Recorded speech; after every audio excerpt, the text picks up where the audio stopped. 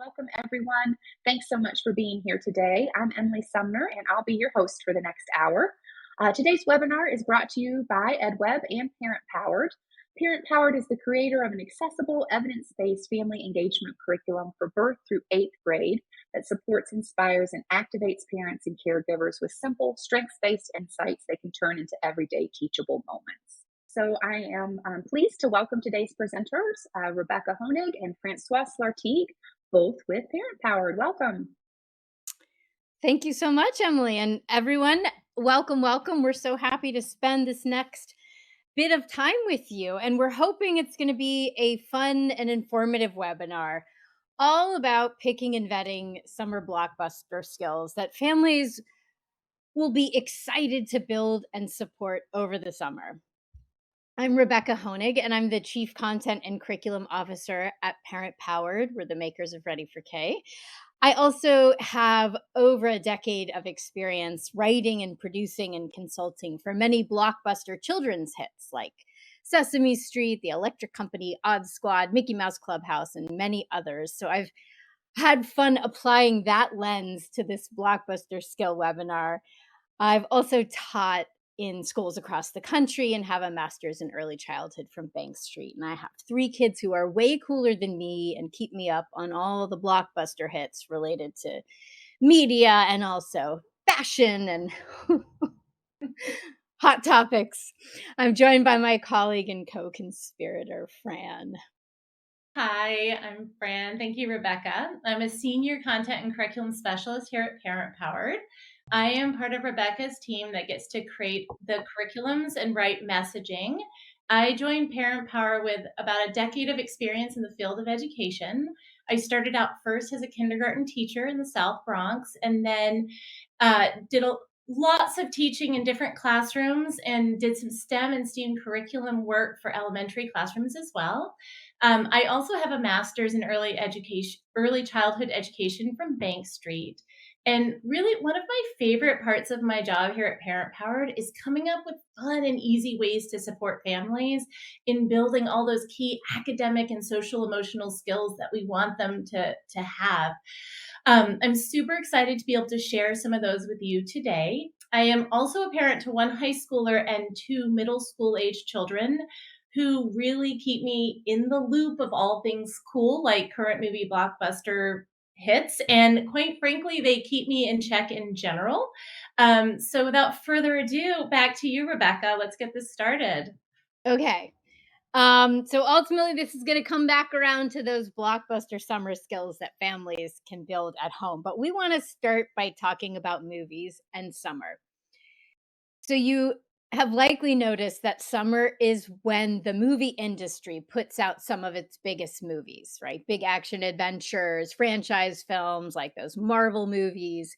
But this actually wasn't always the case. So prior to the 1970s, the big movies premiered in the winter, right? It was cold out. It was just the time to go inside and see a movie. The industry kind of assumed, like, who would want to see a movie during the summer with all that beautiful weather outside? Don't bother with summer. But then came Jaws, and Jaws premiered in the summer, and people lined up around the block to see it, and it grossed over $100 million, and this had never happened before. And the movie industry took notice. You know, they were like, wait, maybe summer is the time to premiere big blockbuster movies if, and only if, the topic is just right. Given that kids are out of school, it means that the whole family is going to come along. Parents, kids, all watching together. Summer could actually be just the right time for huge blockbuster films. Star Wars, Raiders of the Lost Ark, Batman, E.T., they all premiered over the summer. And we believe that summer can be just the time for blockbuster learning skills too. These are skills that are really going to excite and engage the whole family. Skills the family is hungry for, and skills that will have an amazing impact on your classrooms and school community at the start of the next school year. So that's what we're going to talk about today, summer blockbuster skills, and we're going to have some fun with it. Hopefully you will too. So we're going to look at which skills you may want families practicing to make back to school a breeze, how to inspire families into action around these skills and summer learning, and how can you set it all up in advance so you can spend the summer recharging your own batteries and maybe seeing some of those blockbuster movies. So, why are we at Parent Powered well positioned to speak with knowledge on this topic? Well, we have reached over 900,000 families with children's ages birth through eighth grade all year long with skills and activities to support their child learning and development. And 90% of families report doing a parent powered activity at least once a week with their children.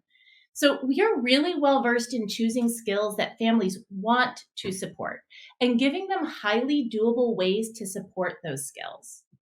So here's what the experience is like for parents. So every Monday, we send parents and caregivers a fact message orienting them around a specific skill and why it's important to their child's development. The skills are different at each age and mapped onto state standards.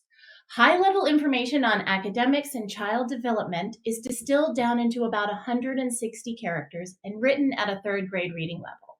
Right, given how overwhelmed parents are and all they have on their plates, this allows them to glance down at their phone and discover a skill that will help their child thrive.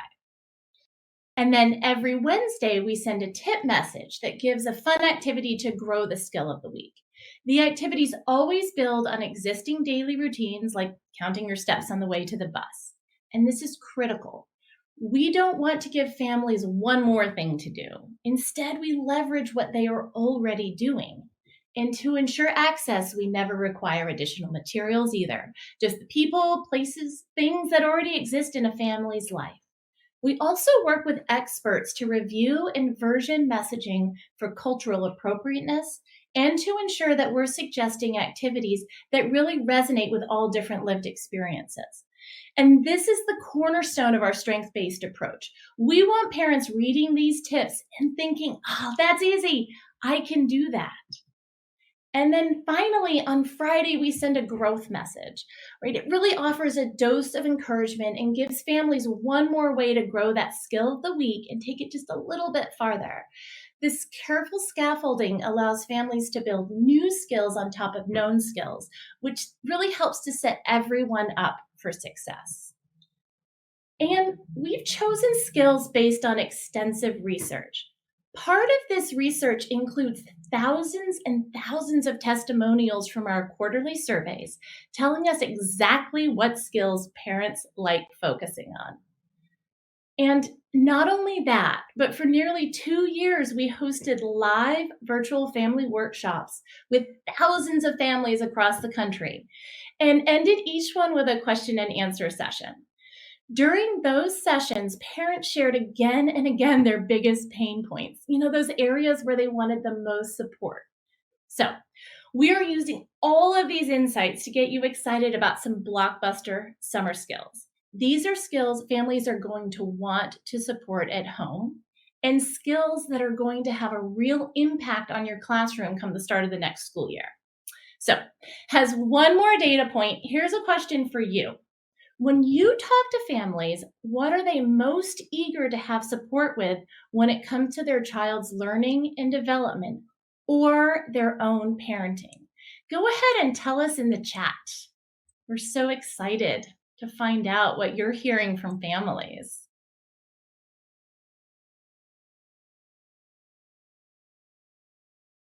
Feel free to type it right in, and I can tell you that in our sessions with families, we hear a lot about wanting transition related supports related to self-regulation.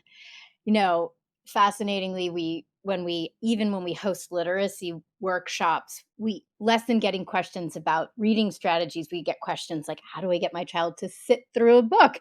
Okay, I see a lot on dealing with big emotions.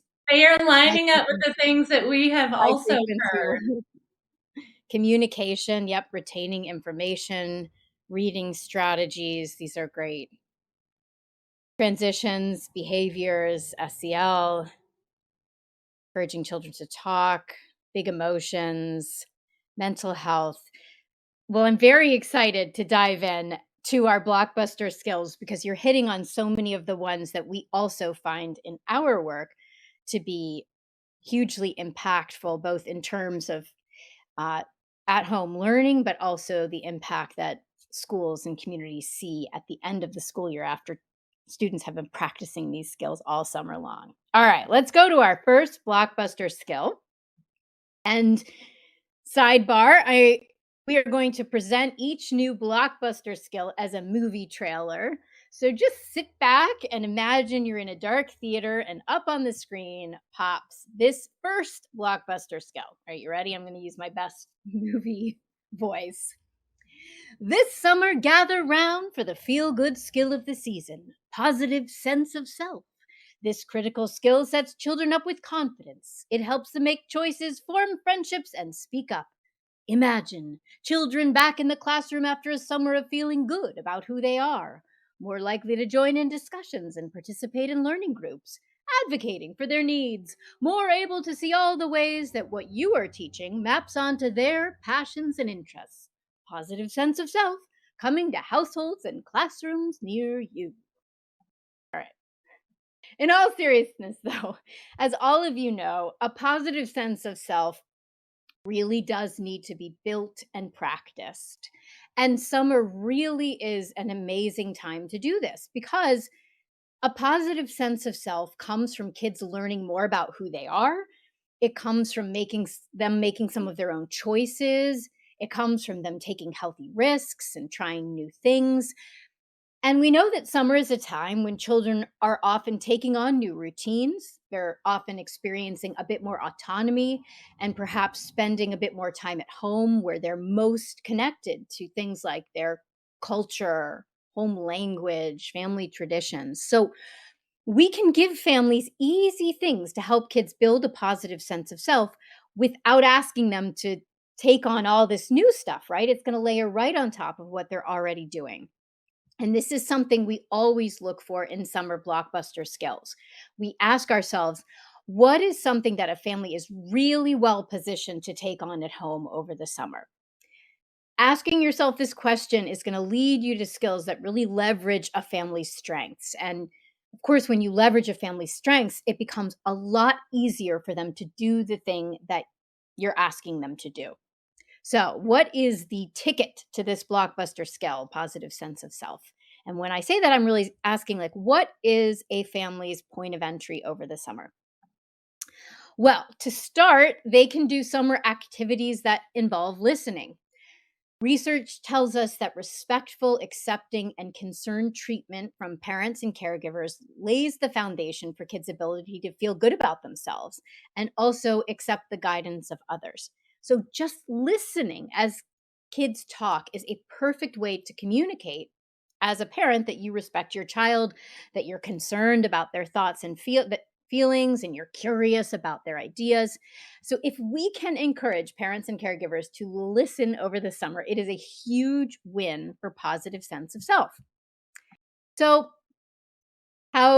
how can you encourage families to practice and build this skill over the summer? Well, one idea is you might send a conversation calendar home with families at the end of the school year. On each day or at the start of every week, just pop in an open-ended question that families can ask. For example, if you got to invent a school, what would it be like? What would kids learn about there? Or what's one thing you really want people to know about you? Or what are 3 things you do on the best day ever? You might even have students design this calendar before summer so that they're contributing to the questions that go on it and go home with families. We've also created 2 listening resources that will pop in the chat right now and we'll also make available after this webinar. But the first is focused on active listening, which we know is critical, especially as children grow and move into adolescence, really orienting parents and caregivers around how to be active listeners, how to remain curious and non-judgmental so children are encouraged to keep sharing, and how to really signal to the speaker that, yes, I am cued into what you are saying and I hear you. So we've got a great resource that you can just send home to families before the start of summer. All right, another critical component of building a positive sense of self is sharing and parental caregiver sharing. It is key to build that sense of who you are, right? Because when parents and caregivers share about culture, traditions, family stories, etc., kids build a stronger sense of who they are, and this sets them up with confidence over the school year. So you can suggest some summer evening rituals like listening to a song that represents your family or culture, or looking at family photos as you talk about relatives and traditions. You might consider sending students home for the summer with a set of index cards and a set of questions to go with it. And you can suggest that families discuss and answer these questions at mealtime. So, for example, what language or languages do you speak at home? What are some songs you like to listen to at your house? What countries are your relatives from? Then, at the start of the school year, kids can bring these cards in and you can sort them, showing all the ways that students are both similar and unique, and really begin forming that community around students' identity right from the start of the school year. Positive sense also comes from a history of success, and that history helps provide kids with a sense of reality on which to base their self esteem. Basically, it's like proof, right? That you can do things. But it doesn't come from easy success, actually. Research tells us that it comes from learning that you can do hard things. It comes from having an aspiration that is personally significant. Like, for example, I want to get better at soccer because I love soccer, and then working towards that thing and experiencing some sort of growth related to it. It comes from having an idea that's uniquely yours and then playing it out and making it happen. In school, we all know this can be very challenging to pull off. We're all having to adhere to schedules and set standards. So when kids have those ideas or those sparks or find a way to do something that is uniquely their own, they don't always get the chance to see it through within the school day or even the school year. As a matter of fact, in school, many children can have the opposite of experience, right? Of learning that when they do it their way, it doesn't quite work out, or feeling like their passions and interests don't quite map onto the school day. So, summer really can be an amazing time for children to explore their passions and interests and chart their own course for learning more about something or getting better at something. So, you might suggest setting one or two summer goals. And to get the ball rolling, parents or you yourself can ask students, what's one thing you want to get better at this summer? What's a new thing you want to learn to do or try? And then, most importantly, actually, what is my plan for getting it done? And really helping kids break that goal into manageable bite sized pieces. They can adjust their plan throughout the summer so that they come back to the school year having really met a personal goal. Consider definitely staying involved if possible. So, you definitely want to let parents know about what kids have planned, and maybe check in about how it's going with a couple of emails over the summer, or maybe you can create a classroom blog post or a way for students to share how their summer goal is going, offer encouragement, advice, suggestions. At the older age, they can be sort of mentors to one another as they're reaching their summer goals. And this next blockbuster skill will help support those summer goals really, really well. And it's time management. The clock is ticking. Time is of the essence. Will the curriculum get covered? Did Sarah do all of her homework? Why can't anyone get to school on time? Will John be able to write his assignment and turn it in before lunch? From Executive Function Skills Incorporated in association with Get It Done Studio comes a blockbuster skill for the summer: time management. I mean, imagine a world in which families work on building time management over the summer, right? Jimmy doesn't miss the bus. Kids arrive at school before the bell, ready to learn every single day. Pauline is no longer the queen of procrastination. Ron's reading logs filled out. So, time management is a true blockbuster skill. When kids practice and get better at time management, they're developing those foundational self-discipline skills that will carry them through their entire lives. Kids feel less stressed, improve their academic performance, they feel a sense of confidence and achievement, and they have an easier time setting goals and getting things done too. So, while summer schedules differ for families based on their situation, one consistency is all families no longer have the rhythms of a school schedule to set the beat of their days to. This shift actually makes summer a super time to build time management skills. The less structured days of summer offer families lots of opportunities to practice this skill in really fun and doable ways. And caregivers and parents are perfectly positioned to support building time management because it's already part of their daily lives. Even better, as kids build their time management skills, parents and caregivers reap the benefits too. Less asking and nagging kids to get tasks done. So, what can families do to spark time management from so-so to soar?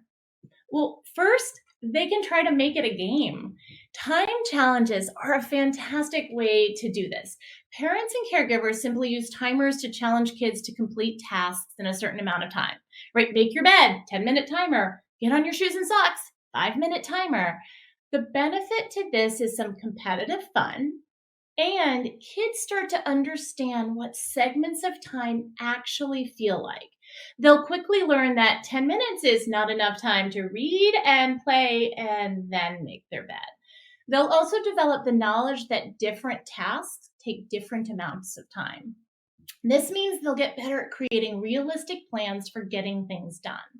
And if setting a timer feels too cumbersome, time checks work too. So this is great for helping families leave the house on time, which still needs to happen in the summer.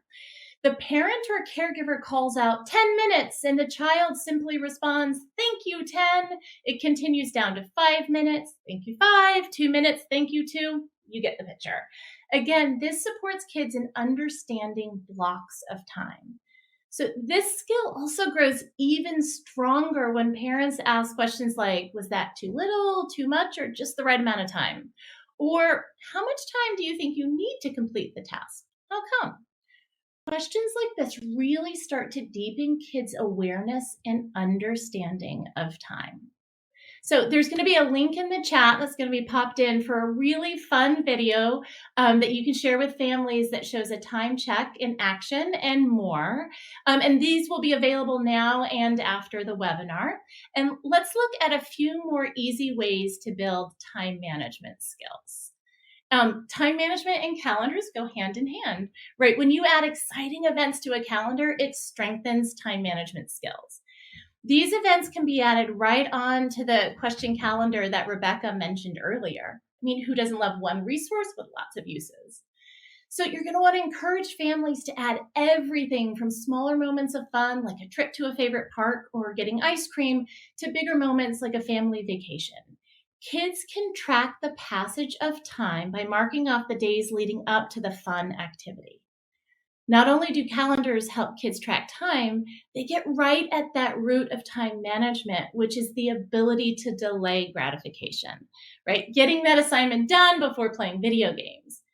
Helping kids learn to wait, to develop patience by highlighting something they are looking forward to in the near future, builds that ability to delay gratification.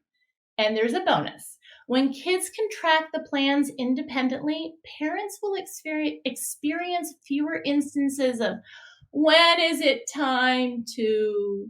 And that is something we can all look forward to. And this last strategy is the superhero of building time management skills for kids, and that is the daily checklist. Right, this mighty checklist is a miracle of accountability for families. It builds organization and responsibility. It gives a sense of accomplishment, sparks confidence and independence. It diminishes nagging and excuses, and it makes life easier for everyone.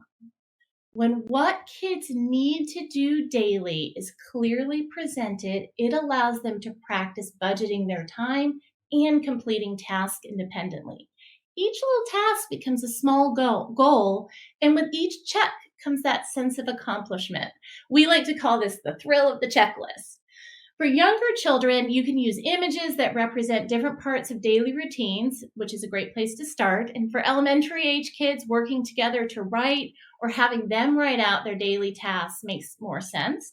And as kids get even older and more self sufficient, encouraging them to make their own daily checklist is the next step. And for all kids, talking together about how long each task should take will help in their planning as well.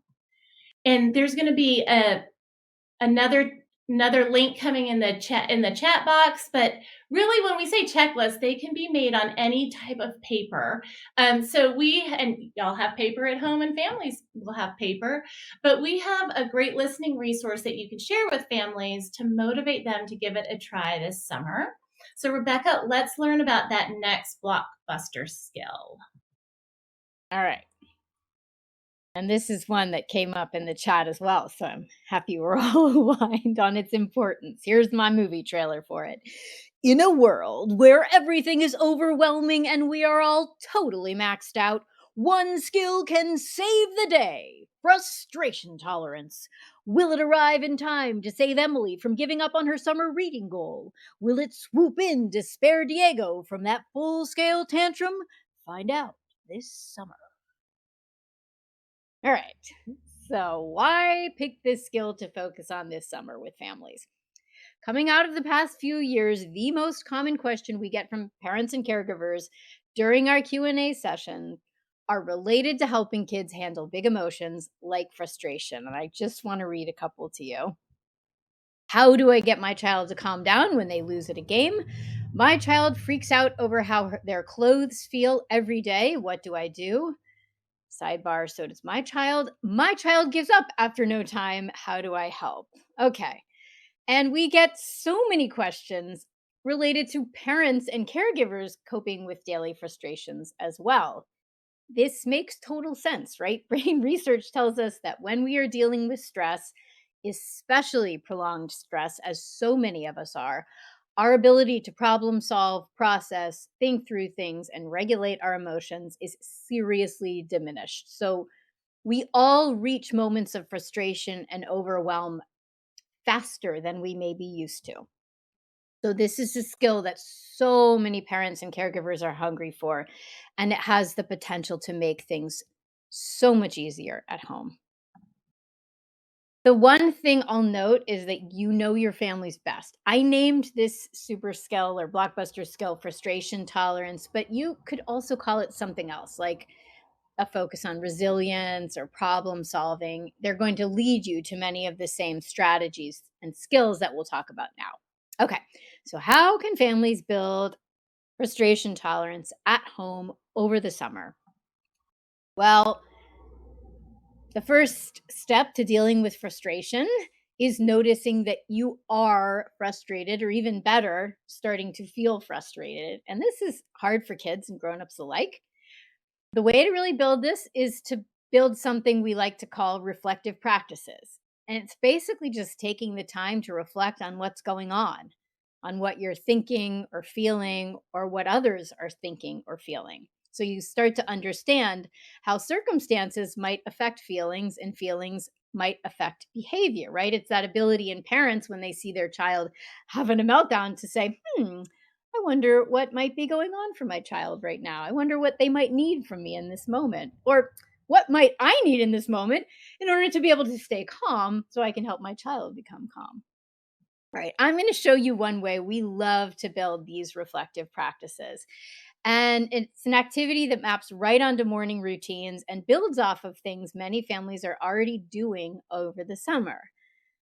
So here goes, right? Kids wake up, and especially over the summer, right? They need to know what the weather is like so they know what to wear, and maybe so they know what activities they're going to do that day. So parents and caregivers can start by asking that question that many of you, especially in early childhood, might ask at the start of the day. What's the weather outside? Is it cloudy and warm? Is it windy and sunny? But then they can build on that question by asking, what's the weather inside? all right, inside of us, inside of you. Are you feeling, sunny with a touch of wind? Sunny because you're really excited, and windy because you're kind of nervous too. Doing this activity every morning, asking what's the weather inside, helps children and adults actually cue into what emotions feel like. So they're better able to recognize when they are starting to feel overwhelmed and frustrated. And one thing I love about this question, right? What's the weather inside? Is it encourages children to really discover the nuances of feeling, right? Because oftentimes we're not just having one type of weather. It's not just sunny, right? We are experiencing lots of emotions at once. And so when we talk about it in these terms, children are really encouraged to begin building that understanding that we can have lots of different feelings. So, in terms of frustration tolerance, there is, of course, also the issue of being able to calm down and self regulate, right? So, once you realize, oh, I'm frustrated or I'm starting to become frustrated, there need to be strategies that you can use to regulate, to, to return to that sense of calm and to manage those big feelings. And there are so many strategies that families can do and practice in order to help calm things like their breath and their body and their mind. For example, deep breathing, we all know, has a profound effect on calming both parents and children. We can stretch, we can picture places that make us feel calm and happy or peaceful. I'm guessing many of you have been suggesting strategies that kids use at school during moments of frustration, probably been practicing it all year long.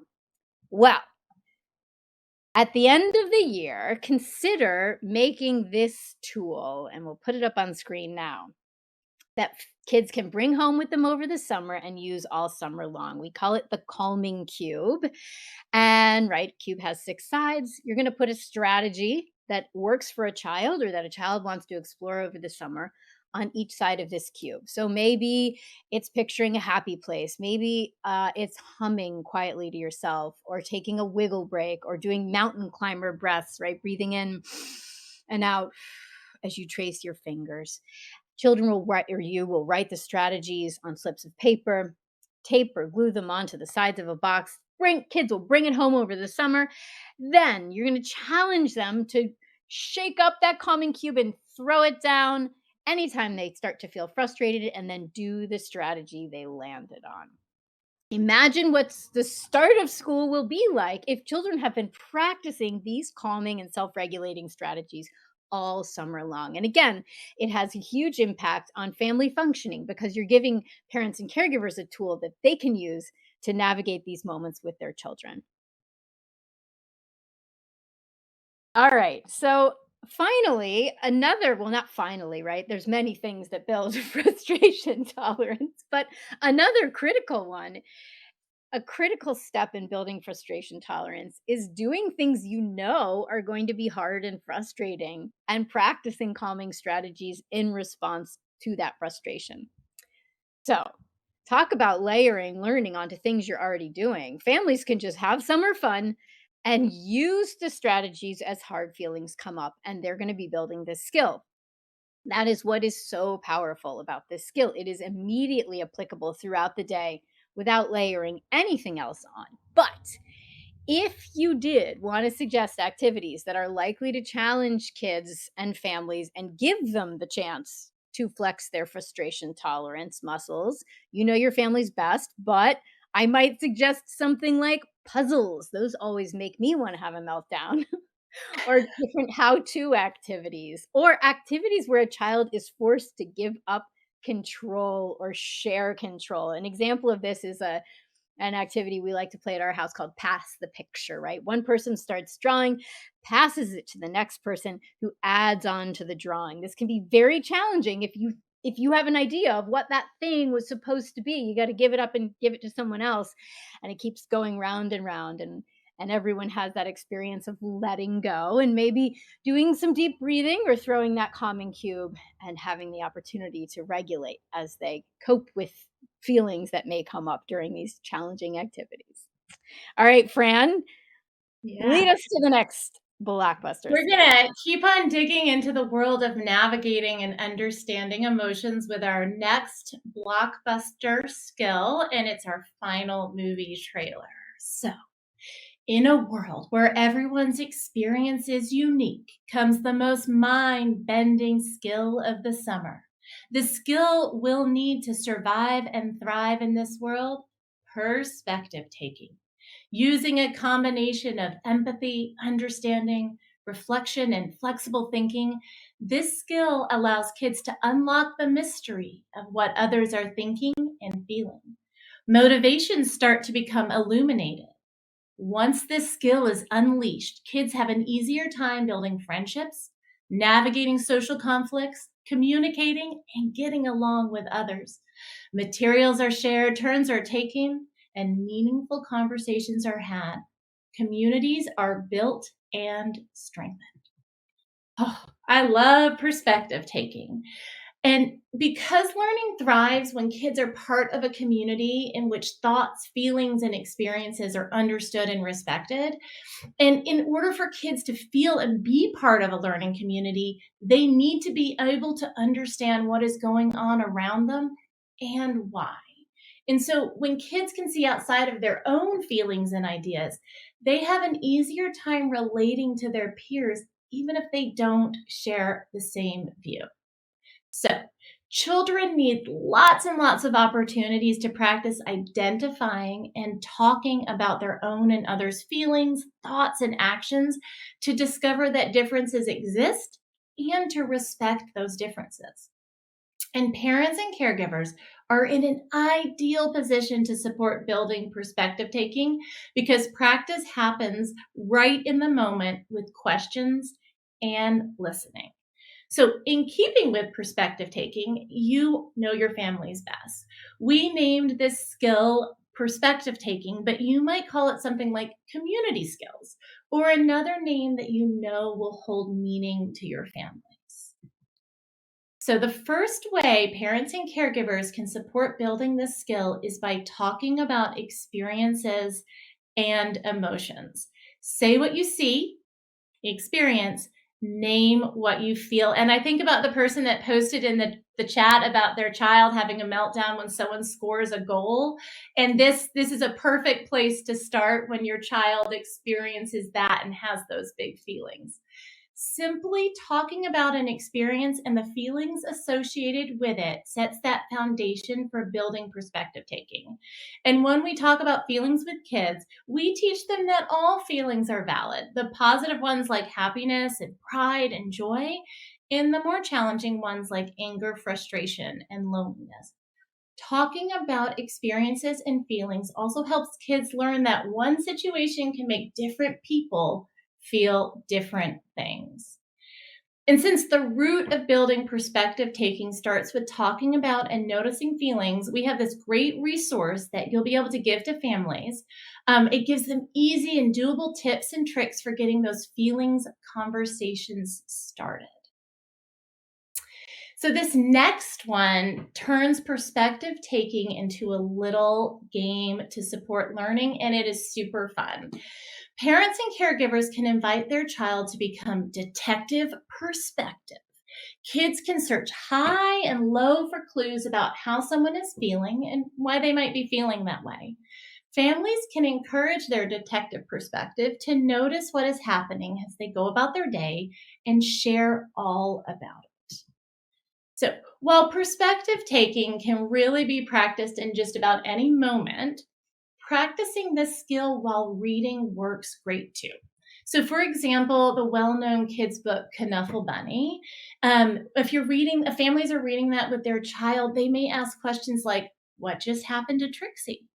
How do you think it made her feel? How about Trixie's dad?"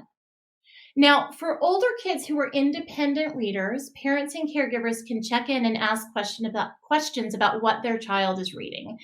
So as kids get older, they're really working on figuring out not only thoughts and feelings, but motives behind behaviors as well. Asking questions like, why do you think the character behaved that way? Or how did that make the character feel? How do you think you would have felt in that situation? can really get kids thinking about different perspectives. And since perspective taking is all about noticing feelings and asking questions, we have this handy dandy bookmark. It's a printable. It's filled with all kinds of feeling words to get families really thinking about how characters might be feeling as they read, and offers 3 great perspective detective questions that they can ask at the bottom. So, we have shared all about 4 blockbuster skills today, and you can come up with your own too. And right now, we're going to dig into what that process looks like. All right. Creating your own trailers. So we started with skills that are big wins for families at home based on our research. And you'll see the results in the classroom too. But as educators, you also likely want kids hanging on to some of those critical reading, writing, and math skills that you worked so hard to help them build this last year. You want kids, for example, continuing to build language school skills. So, we're going to look at how you can encourage those in fun summer ways because for many people, these skills might be seen as living in the classroom, right? Not a thing families want to go and do over the summer, not a summer blockbuster skill. So we have to ask ourselves, how can we kind of turn these on their head and make them a big hit over the summer? And really, really, it's actually all about how you present them. If you frame these skills as critical and give easy, doable points of entry to building them at home, and really show parents and caregivers that they're just the right one for the job and make them really fun, you're going to have a hit. So, for example, if you worked on times tables with the kids all year and you really want your students to keep those fast facts fresh, let families know why this is critical. You know, that it makes it so much easier to do the more complex math they're going to be doing in the upcoming school year. And then give them a fun way to practice every day. Linking it to something fun, it gives it a summer feel. It's also an opportunity to say, get families outside and enjoying time together. So, a perfect example is you might suggest that they practice their fast facts as they kick a ball back and forth. Parent gives the, 9 times 3 and kicks it to the child. Child answers, kicks it back, and there we go. Also, with that very same ball, we could be skip counting. We could be spelling out our high frequency word list that you sent them home with at the end of the school year. We could be rhyming and practicing phonemic awareness. We could be building vocabulary.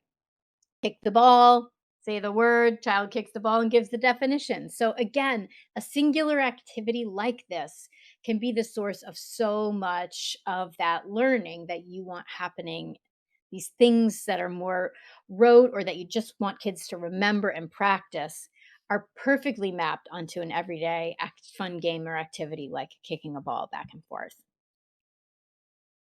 And for anything that you want kids doing every day, there's really 2 ways to accomplish that. You either need to map it onto an existing routine. So, a perfect example is, let's say you want your child, your students practicing rhyming. You might suggest a family does it with uh as they make dinner, they rhyme with their actions. So they're rhyming with stir as they stir the pot, and they're rhyming with oven as they put something in the oven, right? That's something that's going to happen again and again and again. And they'll be cued into always doing it. The other thing is you can set up a new summer routine, right? What is something that the whole family can get behind and get excited about over doing again and again over the summer? A great way to achieve this is to pose it as a summer challenge. Challenges can inspire kids to remember and follow a new routine. So, setting up challenges or even some light incentives can help kids be also the driver of the routine, right? I remember my kids the first time they brought home a reading bingo challenge, which was full of different types of books that they were to read, nonfiction, fiction, a book of prose. They were so motivated to get all of those different book types checked off over the summer because it had been presented as this exciting challenge. And I believe there was a reward of having like having, I believe it was a popsicle party at the start of the school year. They all could get this done, lots of different ways to celebrate. Other things that tend to be successful, things like scavenger hunts, things related to collecting experiences or facts over the course of the summer, or a library related challenge. These can be huge motivators for kids to want to start a new summer routine, something that's unique and different and special to the summer. So we're going to take a minute to recap. Whichever skills you choose has your blockbuster skills, those skills you want families to work on over the summer. You'll want to give it the old movie trailer test. So first, you're really going to hone in. Why is the skill important? And remember, not just to us as educators, but to families. Then you're going to want to highlight what the big benefit is for families to practice this skill, right? What will they get out of it? What will their child get out of it? How will it make their life even better? Then make sure that whatever skills or activities you choose, they are doable and fun for families, right? We want families having fun this summer. We also always want families to get that can-do feeling when we ask them to do something. So this means the activity can become integrated right into existing routines or can easily become a new one, like asking, what's the weather outside? What's the weather inside? And as you select skills and build out activities, ask yourself questions like, do my families have the materials and knowledge they need to do this activity or play this game? Is it something that will resonate across the lived experiences of all my families? And whenever possible, and this is really, really important for summer, building new skills on top of known skills is ideal. It really leverages families' strengths. And when what you're asking families to do feels doable, all of this comes together and gives families that all-important can-do feeling. So hopefully we've given you lots of inspiration as you start to plan for the skills and activities you'd like the families you support to build this summer, and to really support you in coming up with those true blockbuster skills.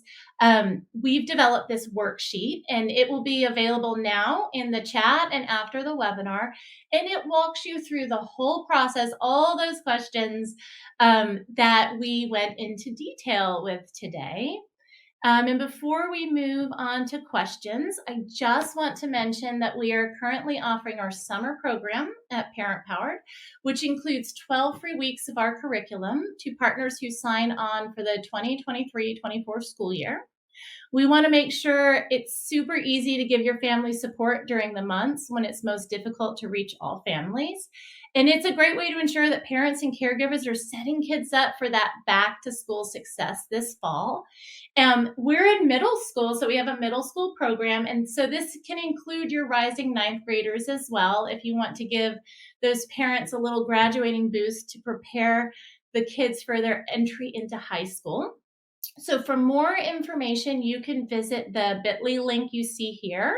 It's bit.ly/40 uppercase X TXXM. And really, thank you so much for your time and attention today. I know it's Rebecca and my favorite part. We have time for questions. We do have time for questions, and we've gotten some good ones. But first, thank you so much, Rebecca and Francois. This was such a fun presentation, a really great way to learn these skills and how we can help our families build them over the summer. So we are going to share all of the resources that were mentioned by Fran and Rebecca, the videos, the shareables, the worksheet. We'll be sharing those out in an email, so keep an eye on your inbox for that. And also, those links were put into the chat if you want to scroll back and try to find them now, but we'll consolidate everything and send them to you in your inbox. We also just had a question, since we had just mentioned the parent-powered offer. We did have a question about organizations that you partner with. Someone wondered if the Ready for K program was available through their public library. So I thought this might be a good opportunity to just maybe give a little background or information about how the program kind of works and is rolled out to families. Sure. We partner with schools, we partner with districts, we partner with community based organizations. And yes, we do have partnerships with some libraries that serve sort of wider communities. And so there are lots of ways to bring Ready for K to your community. And currently support parents and caregivers of children birth through eighth grade. And it's all year long. So over the summer, we're really focused on a lot of the skills we talked about today, actually. And in addition to that, and it's something we didn't talk about on this webinar, but especially in those older years, as we edge out of summer and near the school year, a lot of what we're orienting families around is how to partner with their child's school and how to sort of set themselves up for a year of partnership. So, understanding how to access information, understanding how to navigate the school website and school calendars, and build school readiness routines in their children so that they have sort of a smoother transition back to school, just to name a few more of the skills that we focus on during the summer months. Great. Well, there is a link to the Parent Powered website in chat. And again, we'll be emailing out some more information about that great summer offer and also how the program works. A question did just pop in about the languages that it's available in, and Parent Powered is available in almost 10 languages. So, Spanish being one of them. That was the specific question. So, thanks for everybody's interest in the program. And we'll get to, if you've got other questions about it, we're happy to answer them, but we'll get to some of the content questions here now. Great. All right. So, how many areas or skills would you pose to parents so that they don't get too overwhelmed? Yeah, this is a really good question. And, so many of these skills are complementary. So even though you are doing multiple skills, it's not going to feel like it. So I might look at these in terms of domains and think about some skills related to, the social emotional well-being of a child. So I think choosing one or two in that domain and one or two skills that you might consider like those academic readiness or um, the skills we talked about at the end where you want parents and children hanging on to the things. Maybe it's again fast facts or spelling words or vocabulary. um, Choosing one or two, and if you can give them a singular activity in which to play it out, then you're really allowing a parent to tackle a lot of the skills within a single moment. And they can choose different days of the week to, they're going to do fast facts one day and they're going to do spelling words another. And one thing you might consider is that calendar. You might put some little suggestions for how to play that out. I think another thing to think about too is something like goal setting. You're probably just going to have to give one or two prompts and resources around it, but a parent and child are going to be ticking away at that all summer long. So I think you could look at that as an overarching thing where um, I think it's absolutely something that is going to bring in a lot of those other learning strategies under the umbrella of achieving a summer goal. That's helpful. Fran, Yeah. did you want to add to that? Or maybe recap what I said because it maybe was convoluted. Well, I think what's so interesting about some of these small moments, like what's the weather inside, what's the weather outside, is you learn it once as a parent or a caregiver, but then it becomes a routine, and routine builds habit, and that habit is about communication and checking in with your child and listening to how they're feeling and what they're thinking, and that builds a huge amount of skill that the child is going to take with them into the classroom. So the more activities that are sort of in the moment, but they give families that can do feeling, means they're going to be practiced again and again, because I don't know about y'all as parents, I really like feeling successful and like, I got this. And that really is what helps a child grow all summer long and feel ready for that next year of school. That was a lot of helpful information about how to figure out how to uh, give these skills to our families. So, um, next question: how can we help families understand the importance of not just reading and maybe some math, but doing those social and emotional skills as well? So the great thing about some of those SEL skills is parents know, right? Because they know what it feels like when they're not in place. Um, but I think painting the picture from a school-based perspective of how it's going to set their child up for success in the start of the next school year can be really strong. So for example, when your child is able to calm down, they're going to be able to keep learning even when they're frustrated. And they're going to be able to um, see a problem through and come up with lots of solutions.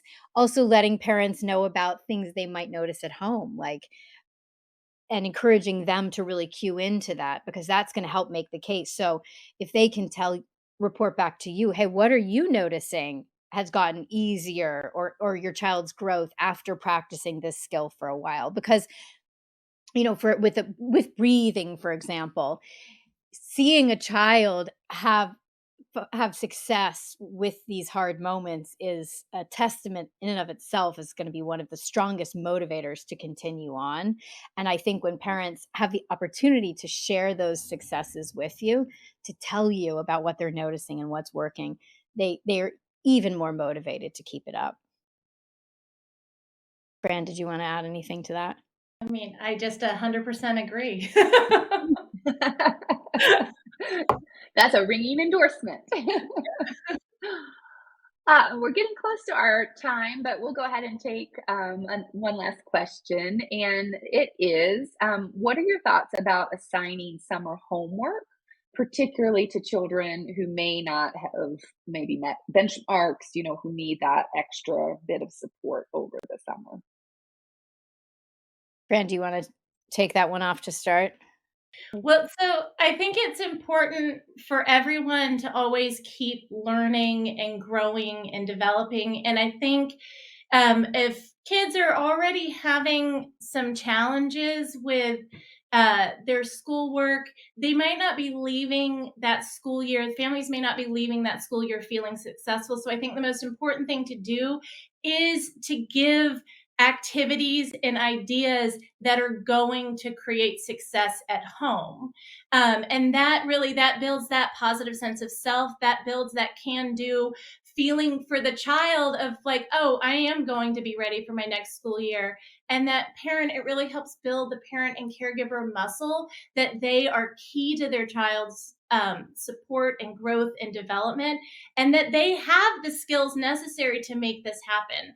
So I mean, I don't like the term homework as a parent. It can throw us into like spirals of like, when's it due and da da da da. But I think giving a set of activities with the idea that it's fun and for growth and development and enjoyment can really be beneficial for parent and child. Rebecca, why don't you add Well, on some of just your. one other thing that sparked as you were talking is that summer goal, right? If a child can set a summer goal and you have some time to sit with that child and say, okay, you know, what are you going to need to learn more about and practice and find out about in order to meet that summer goal?